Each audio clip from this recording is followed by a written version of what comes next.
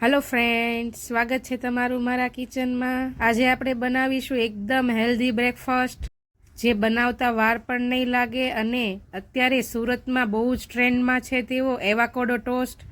Surat street ફૂડમાં અત્યારે એવાકાડો toast અલગ અલગ વેરાયટીમાં બહુ જ મળે છે। આજે આપણે ઇન્ડિયન સ્ટાઇલથી બનાવીશું। બજારમાં મળતા આ મોંઘા એવાકાડો ટોસ્ટ ઘરે એકદમ ઇઝી અને ઓછા ખર્ચે તૈયાર થઈ જશે। આપણે ઇન્ડિયન સ્ટાઇલથી સુપર ટેસ્ટી બનાવીશું। નાના મોટા બધાને જ ભાવશે। તેમાં ફાઇબર ભરપૂર માત્રામાં હોય છે અને વિટામિન મિનરલ્સ બધી જ રીતે ખૂબ જ ફાયદાકારક હોય છે। આને ઇંગ્લિશ બટર પણ કહેવાય છે। આ ટોસ્ટમાં તમે બટરનો ઉપયોગ ન પણ કરો, ચીઝનો ઉપયોગ ન પણ કરો તો પણ એકદમ સ્વાદિષ્ટ બનશે।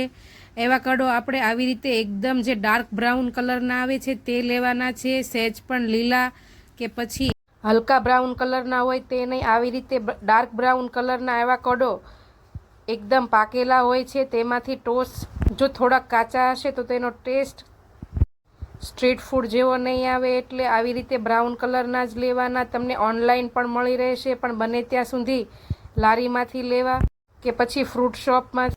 ઓનલાઈન ક્યારેક કાચા પણ આવી જાય છે, એટલે તમારે જો બનાવવા હોય તો બને ત્યાં સુધી લારી કે ફ્રૂટ શોપમાંથી જ લેવા। હવે આપણે તેની ફિલિંગ બનાવવા માટે મેં અહીં 2 ડુંગળી અને 1 ટમેટું લઈ લીધું છે। તમે ઘરમાં જો બીજા વેજીટેબલ હોય અને તમને ભાવતા હોય તો તમે તે પણ એડ કરી શકો, પણ ફક્ત ડુંગળી અને ટમેટાથી પણ ટોસ્ટમાં એકદમ સ્ટ્રીટ જેવો ટેસ્ટ આવશે। અને આવી એકદમ ઝીણી ઝીણી સમારી લેવાની છે।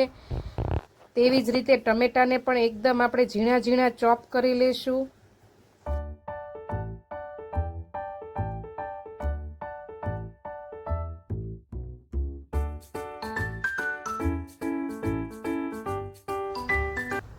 હવે આપણે એવાકાડો લઈ લઈશું, તેને ચપ્પુથી આવી રીતે વચ્ચેથી રાઉન્ડ કટ કરીને આવી રીતે 2 ભાગ કરી લેશું અને વચ્ચેનો ઠળિયાનો ભાગ ચપ્પુથી તે હાથથી આવી રીતે સહેલાઈથી નીકળી જશે। તમે જુઓ તેમ એકદમ પાકી ગયેલા હોવાથી એકદમ અંદરથી સોફ્ટ છે, એટલે ફટાફટ ચમચી કે પછી ચમચાથી આવી રીતે અંદરથી તેનો આપણે અંદરનો ભાગ છે તે કાઢી લઈશું। સહેલાઈથી નીકળી જાય છે। આવી રીતે 2 એવાકાડોમાંથી મેં અંદરનો ભાગ કાઢી લીધો છે।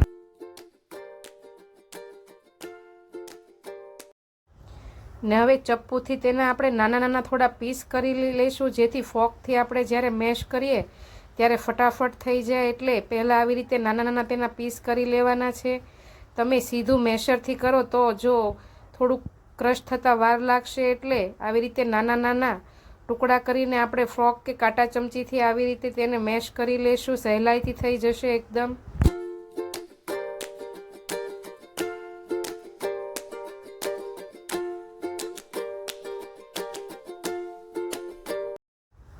એકદમ આવું ફિલિંગ કે બટર જેવું મેશ થઈ જાય ત્યાં સુધી આપણે મેશ કરીશું। ફોરેનમાં આને મોર્નિંગ બ્રેકફાસ્ટમાં લેવામાં આવે છે। તેમાં સિમ્પલ એવાકાડો ટોસ્ટ બનાવવામાં આવે છે। આપણે થોડો તેને ઇન્ડિયન ટેસ્ટ આપીશું, તેના માટે આપણે તેમાં ટમેટું અને ડુંગળી જે ઝીણી સમારેલી રાખી હતી તે એડ કરીશું અને સફેદ અને કાળા તલ 2 ચમચી એડ કરીશું અને 2 ચમચી જેટલું મેં અહીં ઓલિવ ઓઇલ લીધું છે। તમે જો ન હોય તો પીગાળેલું માખણ કે પછી ઘરનું ઘી પણ એડ કરી શકો। 1 ચમચી જેટલો અહીં મેં ચાટ મસાલો નાખ્યો છે, તમે સેન્ડવિચનો મસાલો પણ એડ કરી શકો। અને 1 ચમચી જેટલો મરી પાવડર એડ કરીશું। 1 ચમચી જેટલો સંચળ પાવડર, મરી અને સંચળનો ટેસ્ટ ખૂબ જ સરસ આવશે આમાં। ને 2 ચમચી જેટલી મેં અહીં ગ્રીન ચટણી જે સેન્ડવિચની આવે છે તે એડ કરી છે। મારા યુટ્યુબ ચેનલ ઉપર તેની રેસીપી છે। હવે આ બધી જ વસ્તુને બરાબર મિક્સ કરી દેશું। એવાકાડો એક હેલ્ધી ફૂડ છે। જો તમે ક્યારે ન બનાવ્યું હોય તો એકવાર આ રીતે જરૂરથી ટ્રાય કરજો અને બીજી સેન્ડવિચ કરતાં ફટાફટ 5 મિનિટમાં બની જાય તેવી રેસીપી છે। હવે તેનો ચટપટો ટેસ્ટ આપવા માટે મેં અહીં 1 લીંબુનો રસ તેમાં એડ કર્યો છે। સ્વાદમાં એવાકાડો એકદમ મોળા હોય છે, એટલે તેના ટેસ્ટમાં ઇન્ડિયન ટેસ્ટ માટે આપણે તેમાં લીંબુ એડ કરીશું। આ સેન્ડવિચમાં તમે બટર કે ચીઝ નહીં નાખો, એમનેમ ખાશો તો પણ બહુ જ સરસ ટેસ્ટ આવશે। હવે લીંબુના રસને પણ આ ફિલિંગમાં આપણે બરાબર મિક્સ કરી દેવાની છે।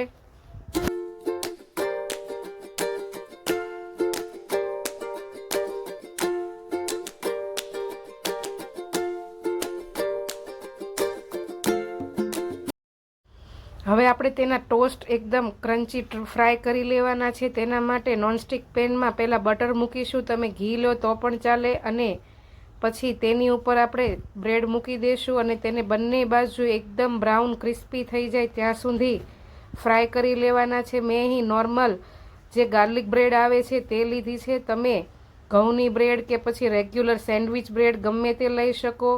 બધા જમાં તેનો ટેસ્ટ સરખો જ આવશે અને બધાને ભાવશે. તમે સ્ટ્રીટમાં જે ખાઓ છો તેમાં ઘઉંની બ્રેડનો ઉપયોગ થાય છે. મેં અહીં નોર્મલ બ્રેડ ગાર્લિક બ્રેડ લીધી છે. બંને બાજુ આવી રીતે પલટાવીને એકદમ લો ગેસની ફ્લેમ ઉપર આપણે બંને બાજુ શેકી લઈશું. સવારમાં ફટાફટ નાસ્તામાં બનાવવું હોય ત્યારે આ એકદમ ઇઝી બ્રેકફાસ્ટ કે બાળકો માટે લંચ બોક્સમાં એકદમ ફટાફટ બની જાય તેવી રેસીપી છે.